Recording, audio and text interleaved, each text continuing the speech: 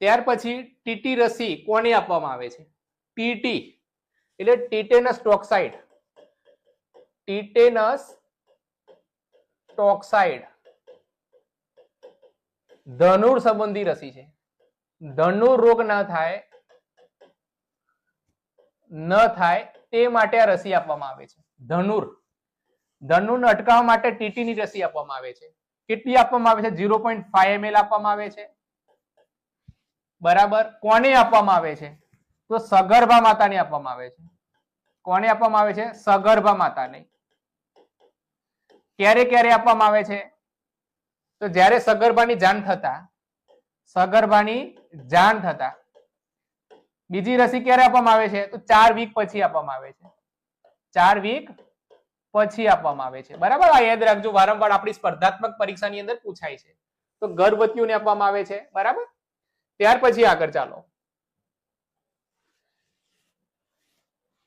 રસી આપ્યા પછી તાત્કાલિક કઈ બાબત ચકાસવી જોઈએ? રસી આપ્યા પછી તાત્કાલિક કઈ બાબત ચકાસવી જોઈએ? ગરમ પાણી આપવું, તાવ ઉતારવાની દવા આપવી, એલર્જી કે રિએક્શન છે કે નહીં તે જોવું, બાળકને ઊંઘાડવું. આ પ્રશ્ન તમારી સ્પર્ધાત્મક પરીક્ષામાં હાલમાં જ પૂછાઈ ગયેલો પ્રશ્ન છે.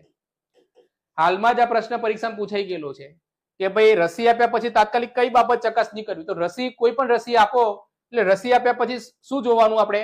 કે એલર્જી કે કઈ રિએક્શન છે કે નહીં તેના ઉપર ખાસ નજર રાખવી. બરાબર. આ યાદ રાખો, બહુ જ અગત્યનો છે. વારંવાર આપણી સ્પર્ધાત્મક પરીક્ષાની અંદર પૂછાતો આવ્યો છે આ પ્રશ્ન કે ભાઈ રસી આપ્યા પછી તાત્કાલિક કઈ બાબત ચકાસવી જોઈએ?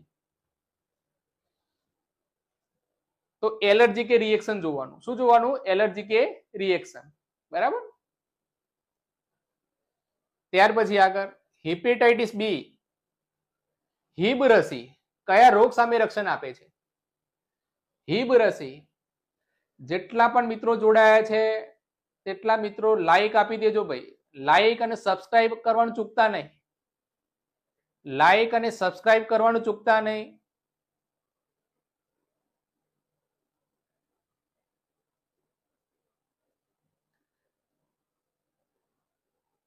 લાઈક અને સબસ્ક્રાઇબ આપવાનું ચૂકતા નહીં. બરાબર. જે પણ મિત્રો જોડાયા છે તે. હિબ રસી કયા રોગ સામે રક્ષણ આપે છે? તો હિબ રસીનું નામ પડે એટલે મગજમાં એક જ વિચાર આવવો જોઈએ. હિબ રસીની વાત થાય તો આપણા મગજમાં એક જ વિચાર આવવો જોઈએ. કયો છે? તો મેનેન્જાઇટિસ. કયો છે? મેનેન્જાઇટિસ. મેનેન્જાઇટિસની